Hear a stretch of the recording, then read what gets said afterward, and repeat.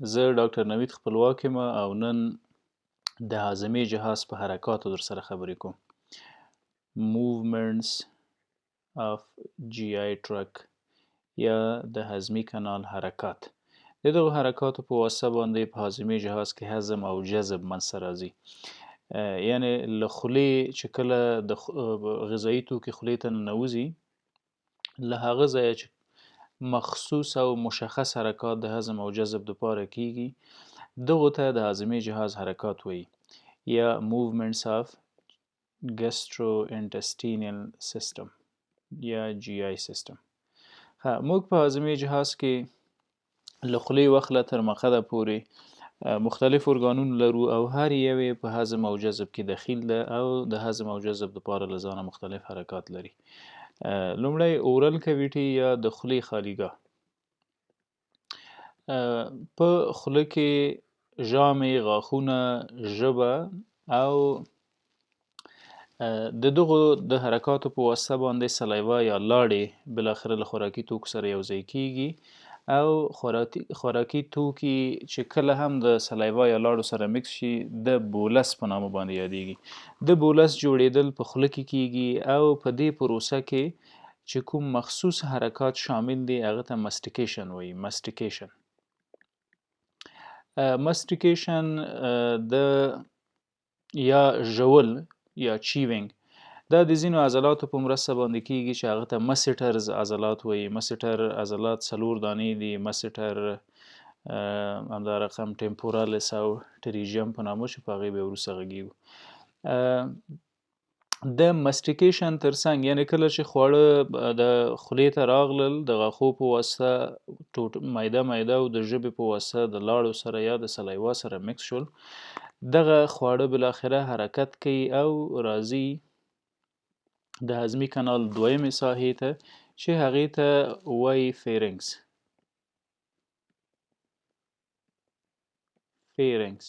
فیرنګس دوه برخې لري. پورتنۍ ساحه یې چې له پوزې سره یوځای کیږي هغه ته نیزو فیرنګس وایي. نیزو فیرنګس او د نیزو فیرنګس ترڅنګ لاندنۍ ساحه د فیرنګس چې د خولې سره یوځای کیږي دې ته اورو فیرنګس ویل کیږي. اورو فیرنګس. کله چې خوراکي توکي د خولې په واسطه یا د غاښو په واسطه وژول شول، د لاړو سره مکس شول، دغه خوراکي توکي بالاخره حرکت کوي، راځي مرۍ ته، له حلقومه تیریږي مرۍ ته، اسافیګس.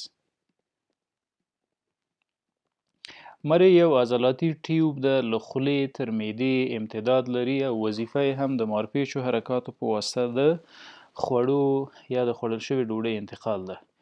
د پریسټالسیس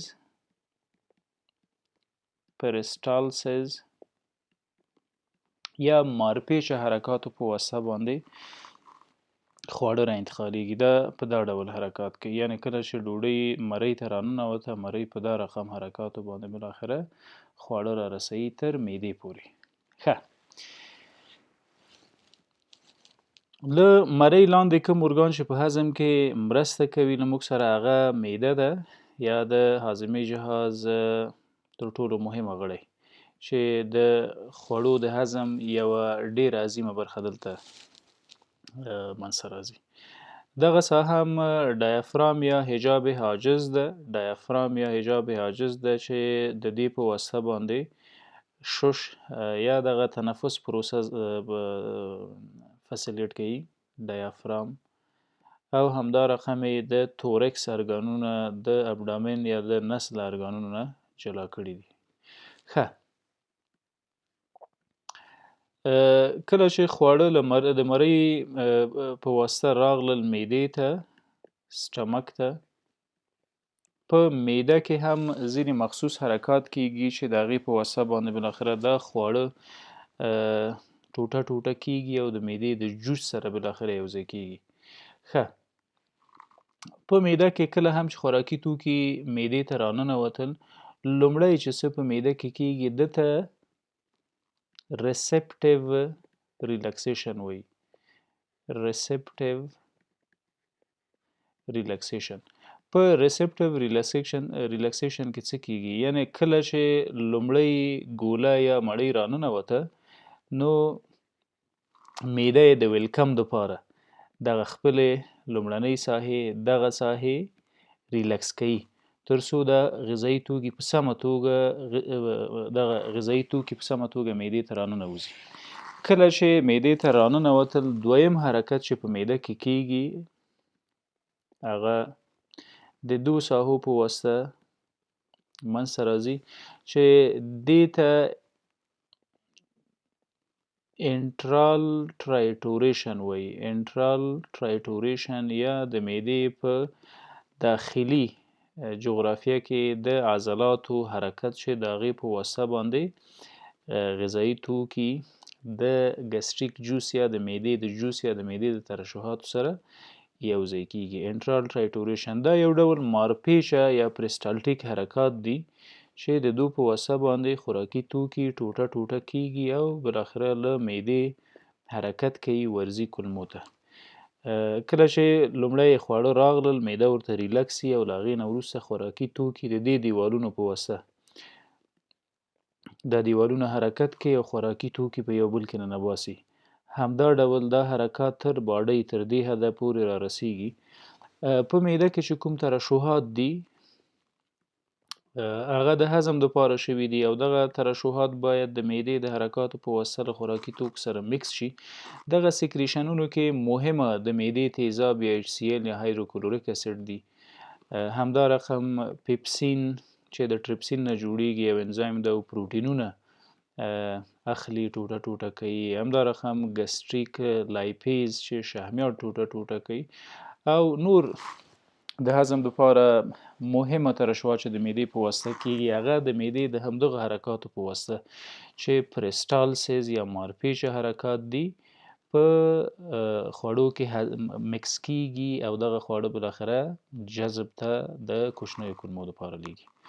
پریسټالسیز یا هغه مارپیچه حرکات دي چې د معدې د عضلاتو په واسطه منځته راځي او د همدغه حرکاتو په واسطه باندې خواړه هضمیږي.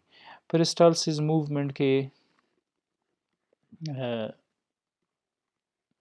لومړی ساحه کله چې خواړه راننوتل دغونه ساحه د معدې حرکت نه کوي. کله چې ریلکسیشن فیز خلاصیږي نو میکسینګ فیز کې له دې نه وخله تر دې ساحې پورې معده داسې مارپیچه حرکات کوي عضلات په یو بل کې ننوځي او پکې موجود ترشحات چې هغه عبارت د دغه HCl یا د تیزابو پیپسین انزایمونه دي او هغه انزایمونه لایپیزز چې بالاخره شحمیات اخلي ټوټه ټوټه کوي دا ټول له خوراکي توکو سره مکس کیږي او د معدې د مخصوصو مارپیچو حرکاتو په واسطه د دغه خوراکي توکو سایزونه یعنی فود پارټیکل بالاخره باید 1 نه تر 2 میلی متره سایز ولري چې د معدې نه انتقال وکړي وړو کولمو ته. په هاضمي جهاز کې بل مهمه حرکت چې له معدې نه وروسته پیلیږي هغه په وړو کولمو کې ده. دا زموږ وړې کولمې دي. په وړو کولمو کې چې کوم حرکات کیږي تقریبا 3-4 ټایپه حرکات دي چې د هغو په واسطه باندې خواړه مکس کیږي له مخصوصو ترشحاتو سره چې هغه د پنکریاز له غدې نه کیږي. همدا رقم د تریخي نه کیږي له ینې نه یا زموږ له ځیګر نه چې کوم ترشحات کیږي. دا د وړو کولمو ساختمان یا شکل ده. په وړو کولمو کې یا سمال انټسټاین یا سمال باول په دو کې 4 قسمه مخصوص حرکات ممکن دي. سمال انټسټاینز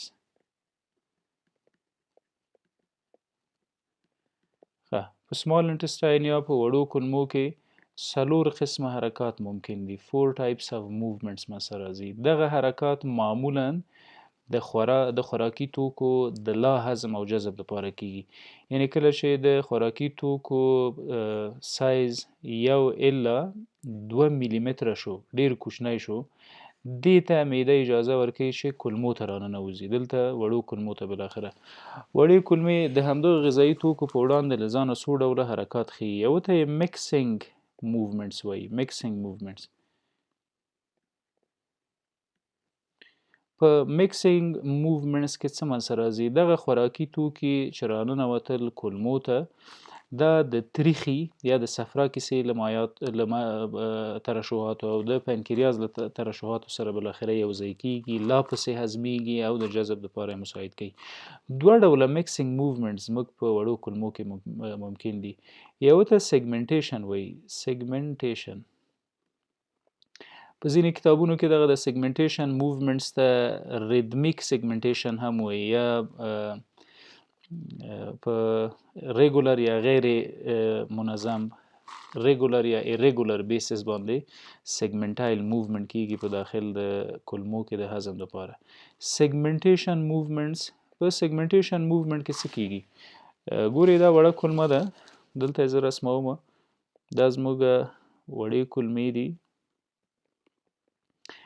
په سیګمنټایل موومنټ کې یا سیګمنټیشن موومنټ کې د اعصابو د خوا د کولمو دا ډول حرکات جوړیږي چې بالاخره کولمې په یو بل کې سره فشار واردوي او قطعه قطعه یو بل کې سره ننوځي. له دې خوا که په کولمو باندې فشار، د کولمو په دیوال فشار راځي، له دې خوا بالاخره دا ساحې ورځي او په یو بل کې سره نږدې کیږي دا ساحې، او په هر یو کې غذایي توکي بالاخره پاتې کیږي. دې ته وایي سیګمنټیشن موومنټ. دویم حرکت چې په وړو کولمو کې منځته راځي هغه ته پنډولر موومنټ وایي. پنډولر موومنټس پنډولر موومنټس د ساعت عقربه به مو حتما لیدلی وي، دغسې حرکت ته پنډولر موومنټس وایي. پنډولر موومنټس په پنډولر موومنټس کې څه منځته راځي؟ تاسو مخکې ولیدل چې په وړو کولمو کې د سیګمنټیشن موومنټ په خاطر باندې وړې کولمې داسې یو بل کې بالاخره سره نښلي. سیګمنټ د یو بل نه سره جلا کیږي وړې کولمې، او په هر یوه کې غذایي توکي چې له معدې راوارد شوي دي دا پاتې کیږي. دا غذایي توکي دي.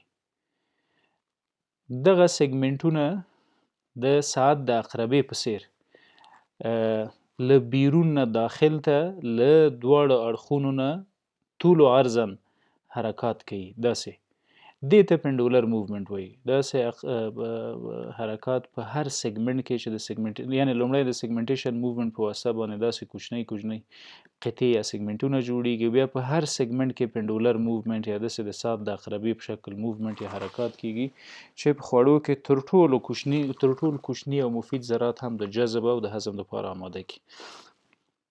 دغه حرکات د عصبي سیستم لخوا، سنټرل نروس سیستم لخوا اداره کیږي. پکې انټریک نروس سیستم یا هغه مخصوص عصبي سیستم چې په داخل د هضمي کانال کې موجود د ډیر دخیل ده، همدا رقم اټونامیک نروس سیستم یا د اعصابو هغه سیستم چې په اتومات ډول باندې کار کوي، زموږ غیر ارادي عضلات او غیر ارادي حرکات را کنټرولوي، هغه ټول په دغه د حرکاتو په منځته راتګ یا په جنریشن کې زموږ سره دخیل دي. ښه، په پنډولر موومنټس او سیګمنټیشن موومنټ باندې پوه شولو.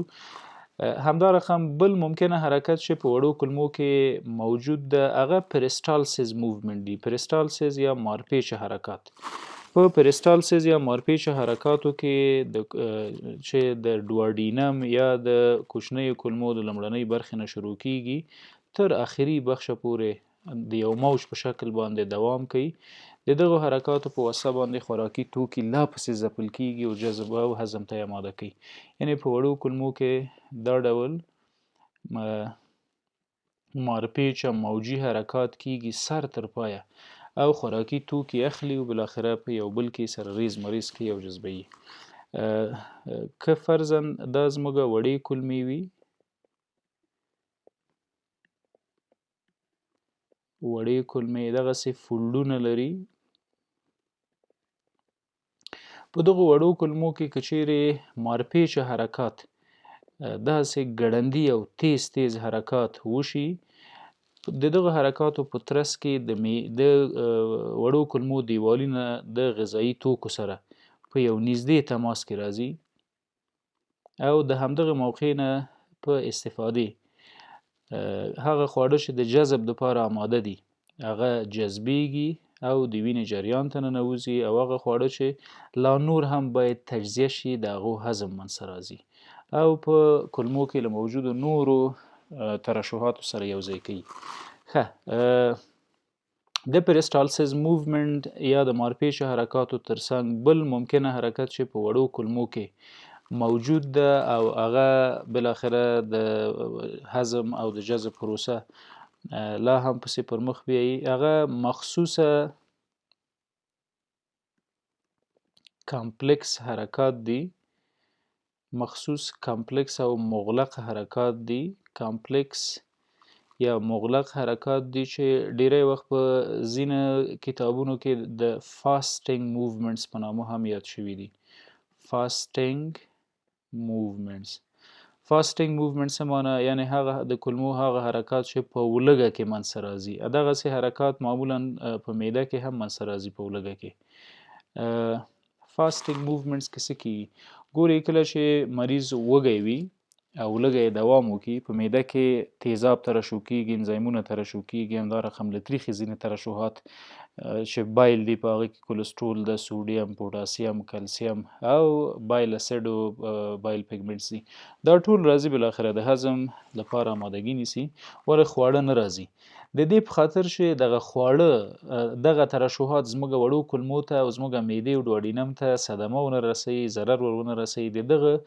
مخصوصو مارپیچو حرکاتو په واسطه دا هم مارپیچو حرکات دي پریسټالسیز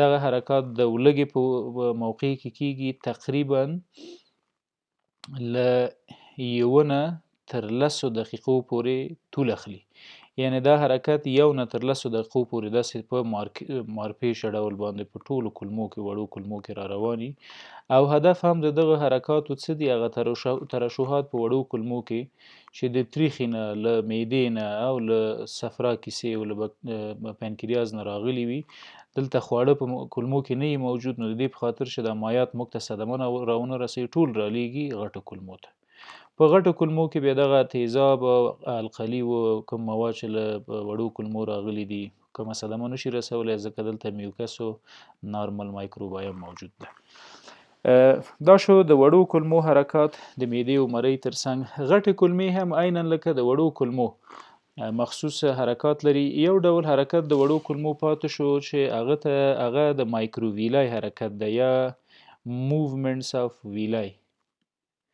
موومنټس اف ویلای موږ او تاسو د ویلای سټرکچر مخکې لوستلی او موومنټس اف ویلای وړې کولمې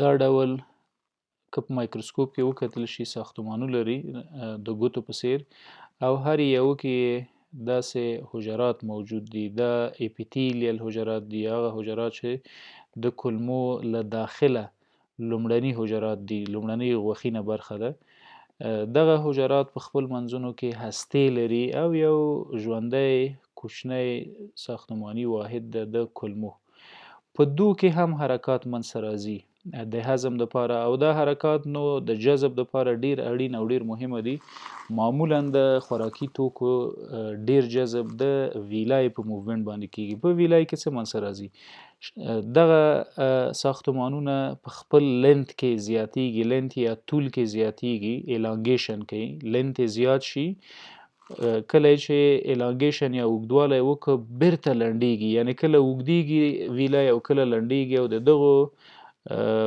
حرکاتو په واسطه باندې هغه کوم مواد چې بالاخره شارټنینګ کوم مواد چې جذب ته آماده دي هغه بالاخره جذبوي په همدې ډول په غټو کولمو کې هم د میکسینګ حرکات او د جذب دپاره حرکات کیږي د فلحال دپاره همدومره کافي ده د غټو کولمو په هکله بیا مفصلا سره بحث کوو مننه